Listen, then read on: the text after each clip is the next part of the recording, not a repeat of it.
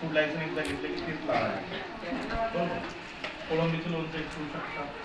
करवंद मिळतात बघा, कुठे मिळतात?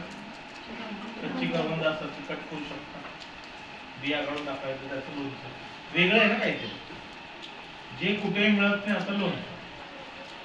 अजून काय मिळतं आपल्याकडे ज्याचं आपण लोणचं बनवू शकतो? गाजरचा प्रयोग करा. गाजरचं लोक खूप लोणचं खातात, गाजराच्या बारीक बारीक चकत्या करतात, एकदम सुंदर लोणचं. टेस्ट त्याची तर टेस्ट वेगळी द्यायची. नाही तर आंब्याचं खाल्लं गाजरचं खाल्लं सेम वाटत नाही, गाजराची टेस्ट बदलणार. मग कुठेतरी आंबट गोड, कुठेतरी गोडाचं प्रमाण जास्त, तर तिखटाचं प्रमाण जास्त. खाल्ल्यानंतर त्याला आवडलं पाहिजे, वा छान असं ते वाटलं पाहिजे.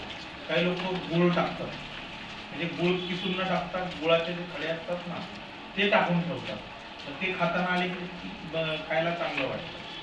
म्हणजे गाजरला आपण करू शकतो. काहीतरी वेगळे फळ आहेत जे कट करून आपण वापरू शकतो लोणच्यामध्ये. अशी कोणती फळ?